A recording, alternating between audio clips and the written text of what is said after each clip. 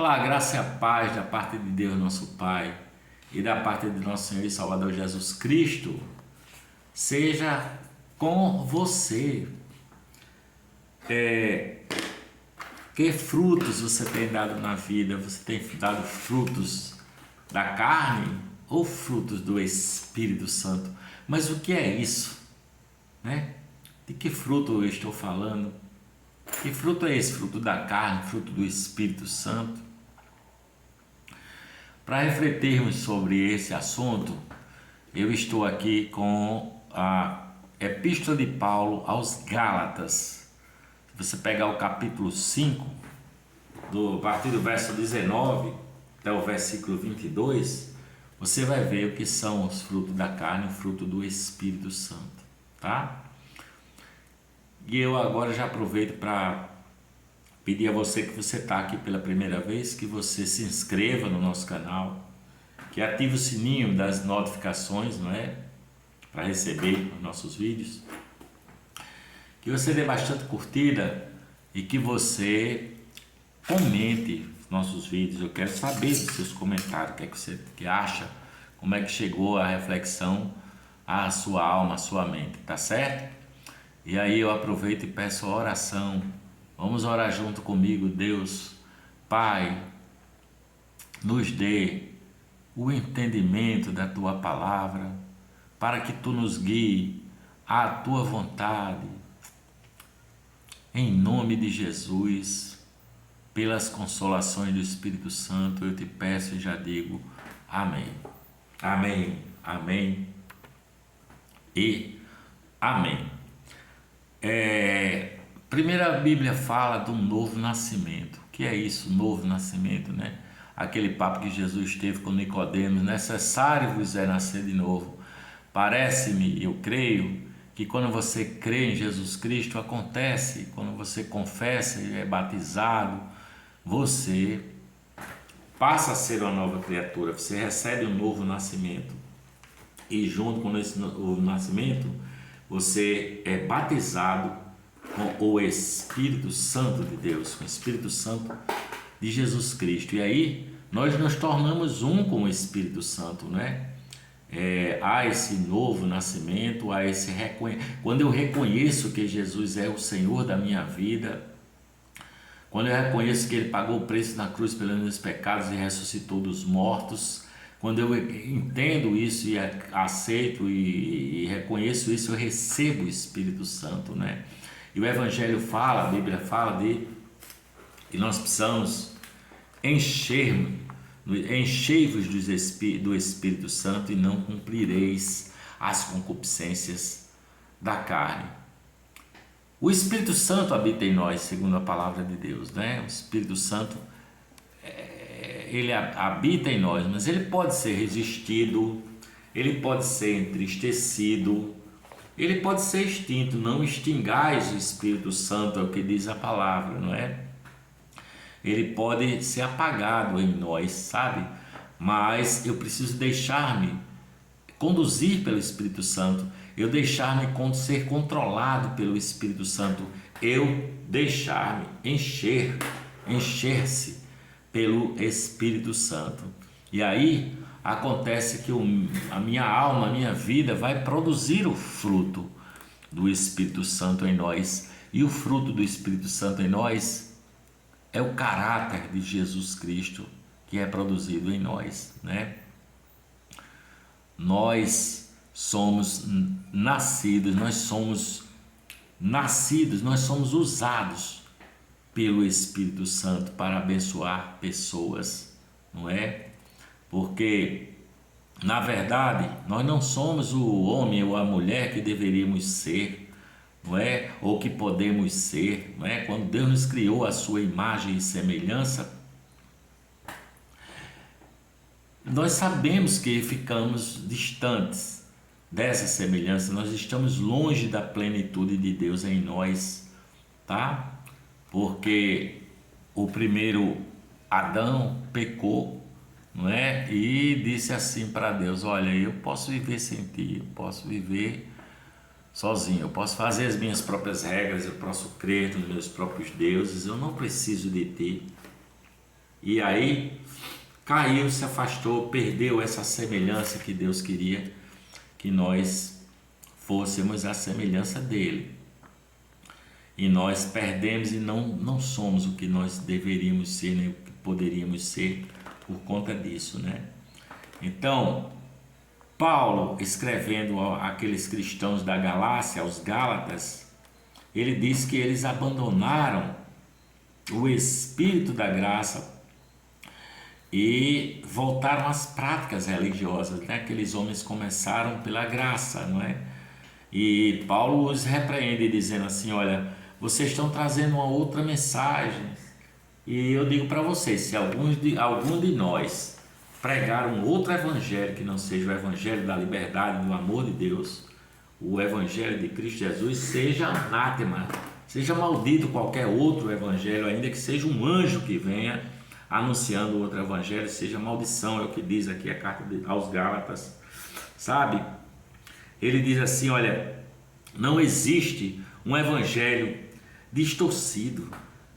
Qualquer evangelho, qualquer distorção do evangelho é um outro evangelho, e não o evangelho da salvação, o evangelho de Jesus de Nazaré, o evangelho de Jesus Cristo, sabe? Ele aqui escrevendo aos Gálatas, capítulo 2, versículo 11, ele fala que Pedro, não é? Estava ali em Antioquia e comia com os gentios e estava numa boa. Pedro comia o que apresentava-se para ele, né? Mas chegaram os cristãos conservadores, os chamados judaizantes. E aí Pedro começou a dissimular e foi se distanciando e já não aceitando mais aquele churrasquinho de porco que lhe foi oferecido, não é? E Barnabé também foi levado pela dissimulação de Pedro. E Paulo o repreendeu ali na cara, na frente de todo mundo, em público. Ora, se você é judeu, por que você não vive como judeu, rapaz? Paulo está dizendo para ele, vire um macho de Deus, seja homem, não dissimule, não seja um hipócrita, não é? Você estava numa boa aqui, enquanto o pessoal não chegou aí com o grupo de Tiago, não é? Mas quando eles chegaram, aí você foi se distanciando, dando uma de judaizante, dizendo, olha, eu não como com gentios, essa galera aqui são menores, não é? Eu não posso comer certas comidas, etc. Embora Pedro tivesse tido aquela revelação de Deus do lençol, em que Deus dizia, Pedro, mata e come. E Pedro dizia, eu não comi nada comum, imundo, Senhor, até hoje. E Deus disse para ele, não torne comum ou imundo aquilo que eu santifiquei. Não é? Pedro antes comia de tudo, chegaram os judaizantes e ele começou a dissimular, junto com ele até Barnabé chegou a dissimular também, né? Se tornando escravo, se tornando servo de novo das ordenanças da lei, e Paulo repreende na cara. Paulo repreende na cara Pedro, não é? E é porque, na verdade, o que acontece é que Jesus Cristo nos libertou da lei, nos libertou, Jesus nos abraçou, Jesus nos perdoou, não é? Os judaizantes ficavam pensando que eles tinham que, os cristãos gentios teriam que se tornar, circuncidar-se para poder ser cristãos autênticos. E Paulo dizia, você é cristão não é pelas obras da lei, mas é pela fé em Jesus Cristo, em Cristo Jesus, nosso Senhor, não é? Depois daquela visão que Pedro teve do lençol, em que Deus dizia para ele, olha, não torne comum ou impuro aquilo que eu purifiquei, Pedro já era para ter aprendido, não é? A palavra de Deus, a lei de Deus, e não ter entrado nessa de dissimular, tá? Mas aqui no capítulo 2, versículo 15 de Gálatas, Paulo diz assim, olha, não é por regra, não é pelas obras da lei que você será justificado, mas é pela fé em Jesus Cristo. Nós cremos no Messias, não é para sermos justificados por Deus. Esse é o único caminho, tá? No capítulo 2, versículo 19, Paulo diz, olha, eu tentei guardar as regras, não é? eu desisti de ser um homem da lei. Eu desisti depois que eu tentei guardar a regra e vi que elas não me davam libertação, não me davam, só me davam temor e agonia, e eu continuava um desesperado, não é? E ele diz: eu desisti de ser um homem da lei, porque a vida de Cristo está em mim. Ele diz: já fui crucificado com Cristo, e a vida que vivo agora nesta carne, vivo pela fé no Filho de Deus, o qual me amou e a si mesmo se entregou por mim, oferta e sacrifício a Deus, com cheiro agradável, não é? Com cheiro agradável. Ele diz assim: olha, agora Cristo vive em mim. Eu não estou tentando aparentar alguma coisa, eu não estou tentando me tornar, como é que se diz aos olhos dos homens, alguma coisa, não é? Não estou tentando isso. Cristo vive em mim. Essa vida que eu vivo aqui, vivo pela fé no Filho de Deus, é o que ele está dizendo, não é? Ele diz mais, olha, não posso desprezar a graça de Deus. Se eu desprezar a graça de Deus, se eu desprezar, se assim for, Jesus Cristo morreu naquela cruz em vão. Então não faça você assim também, sabe? Cristo nos redimiu dessa vida amaldiçoada de derrotas, do cara viver culpado, de viver envergonhado, não é? De viver descobrindo que tenta, quanto mais ele tenta, mais ele cai, sabe? Tenta e não consegue, o cara vai ficando maluco, vai ficando doido, neurótico, e começa a achar que Deus o amaldiçoou, né? Que o Deus o perseguiu, que Deus não está... Se acontece alguma doença na família, pronto, é Deus que está me amaldiçoando porque eu não consegui. A verdade é que Cristo nos redimiu e se fez maldição por nós, como diz mesmo a epístola de Paulo aos Gálatas. Cristo se fez maldição, foi dito: seja maldito aquele que for pendurado no madeiro, e Jesus se fez maldição por nós naquela cruz. E ali ele disse: está tudo consumado, está tudo resolvido. A bênção é para todos agora. A bênção agora é para todos, a bênção. Ele levou sobre ele a maldição que ia cair sobre mim, que ia cair sobre você, que deveria cair sobre mim, que deveria cair sobre você, que eu merecia, que você merecia, mas essa maldição acabou na cruz. Porque ele se fez maldição por nós, o pecado acabou, a culpa acabou completamente, porque Deus não é contra mim nem é contra você, sabe? E Deus não muda, sabe?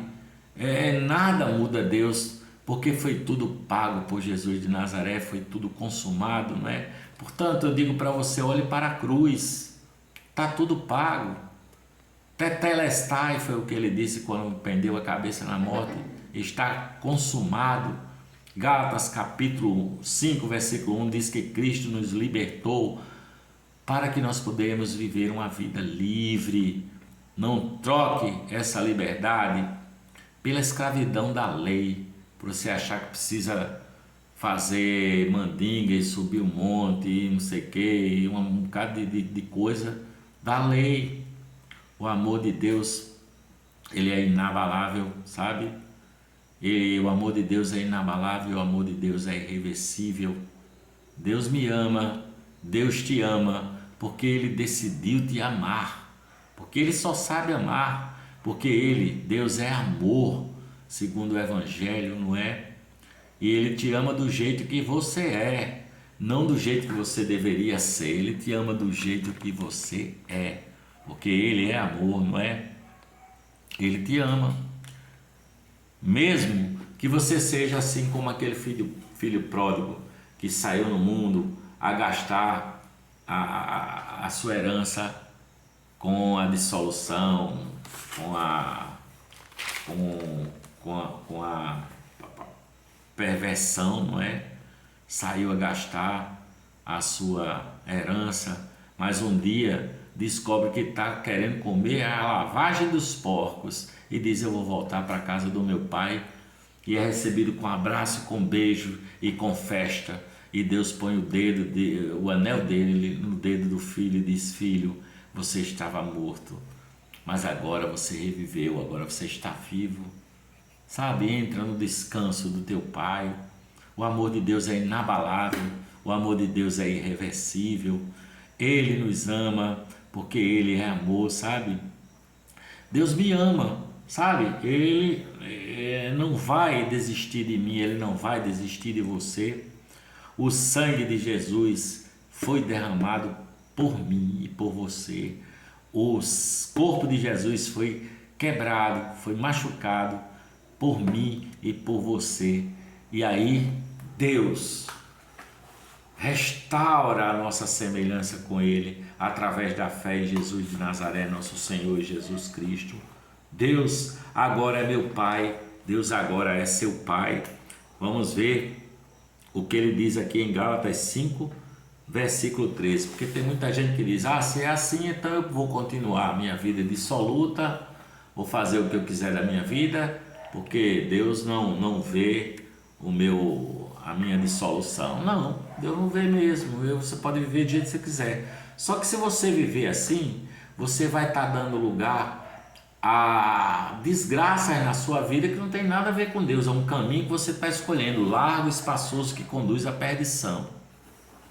E aqui, Gálatas capítulo 5, versículo 13, Paulo diz assim: olha só, não usei da liberdade com que Cristo vos libertou, não usei da liberdade para dar ocasião à carne, para dar ocasião à libertinagem, para que você não se destrua. É um recado para que você não entre numa destruição, sabe? Aqui ele fala no capítulo 5, versículo 16, para que você seja motivado pelo Espírito Santo de Deus, não é? Ou você desfruta a liberdade que Deus lhe dá, ou você se destrói, cara, vivendo as obras da carne, não é? Que aí quais são as obras da carne? Olha, sexo barato e sem amor, é uma coisa que o mundo procura, as propagandas anunciam, não é? Como se fosse a última Coca-Cola do deserto. Uma vida emocional detonada, a solidão paranoica, né? Aquela solidão que você diz que está tudo acabado, a falta de satisfação, a falta de emoção, a falta de alegria, tá? Essa religião de espetáculos que você acaba se entregando, né? Que começa a ver diabo em tudo. Já teve uma mulher onde eu morava que dizia que num quadro da minha parede, como esse quadro que está aqui atrás, tinha um diabo ali naquele quadro. É uma loucura, é um povo doido, não é? Começa a ver diabo em tudo. Sem falar no consumismo exacerbado. O cara acha que para ser feliz tem que comprar e consumir e não para com isso nunca, tá? Sem falar no temperamento, o cara começa a ser um sujeito destemperado, não é? Uma pessoa que passa a viver em contendas, em confusões, em iras, não é? O chamado pavio curto, não é? E passa a ser incapaz de amar e de ser amado, e aí é uma destruição completa, e o sujeito não percebe que desse jeito essas pessoas, segundo o texto, não herdarão o reino de Deus. É o que está escrito, não é? Mas ele também fala do fruto do Espírito, Gálatas capítulo 5, versículo 22. E ele diz que o fruto do Espírito Santo é um amor incondicional por tudo e por todo. É uma alegria perene, sabe? É uma compaixão. Você passa a ter compaixão no coração. É Deus em você. Há o sagrado no seu coração, em todas as pessoas. O Espírito Santo vai colocando a nossa vida em ordem, se nós abundamos no fruto do Espírito, não é? Porque Deus nos transforma de dentro para fora pelo seu Espírito Santo que habita em nós, que está em nós, não é? Deus nos transforma dessa forma para que nós andemos no Espírito. E é esse Espírito que nos leva em liberdade, não é? Por isso eu quero ser assim, Quero que o Espírito Santo faça de mim o que quiser, parafraseando que Jesus diz ali: olha, Senhor, não seja o que eu queira, mas o que tu queiras, faça em mim a tua vontade. Por isso que eu oro agora dizendo: Deus, te dou graças pelo corpo quebrado de Jesus e pelo sangue derramado por mim, não é? Por causa do teu amor por mim. Produza em nós o Espírito Santo. Produza o Espírito Santo em mim, Senhor, para que o teu reino seja glorificado e para o nosso bem. Eu te peço isso em nome de Jesus, para a glória de Jesus. E eu digo amém.